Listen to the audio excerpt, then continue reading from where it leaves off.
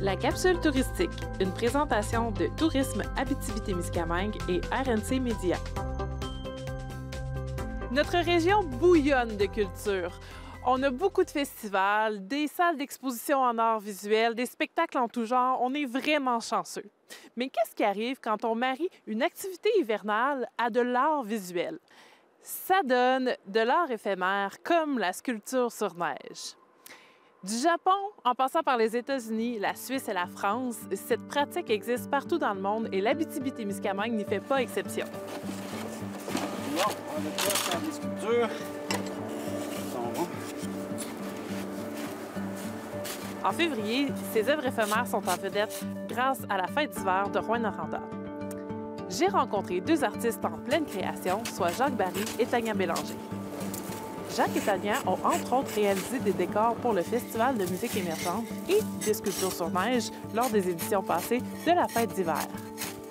1990, par un pur hasard, je suis à Rouen. La ville a décidé de créer comme des petits blocs de neige. J'étais avec ma fille à cette époque-là. On dit hey, on va-tu faire une sculpture à Rouen? Fait qu'on décide, on vient faire une sculpture à Rouen. C'est la première fois qu'on faisait une sculpture en neige.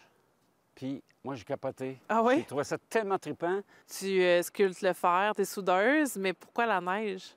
Bien, la neige, ça a commencé au cégep parce que j'étais une des seules qui s'intéressait vraiment à la sculpture. J'ai eu la chance d'avoir un professeur qui faisait de la sculpture sur neige à l'époque avec Jacques Barry, qui est Luc Boyer.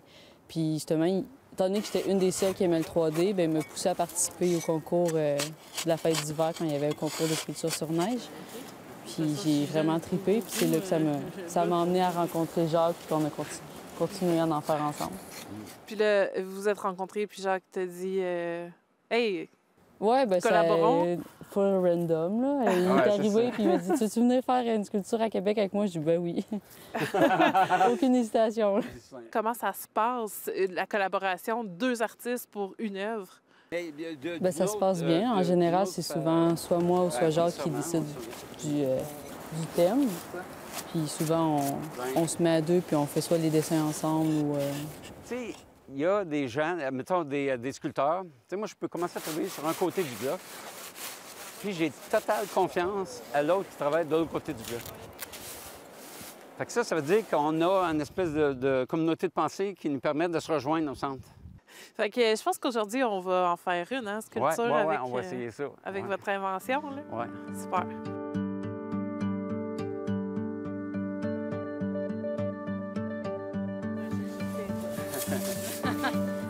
Je commence à t'amuser un peu.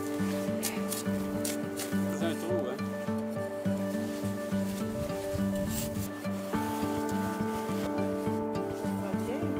Que vous tentiez la création de ces sculptures éphémères à la maison ou encore plus facile, que vous veniez tenter la visite de ces œuvres faites par les professionnels, cette discipline est un pur bonheur saisonnier.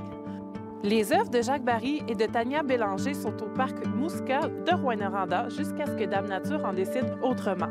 Voilà une belle occasion de marier nature et culture.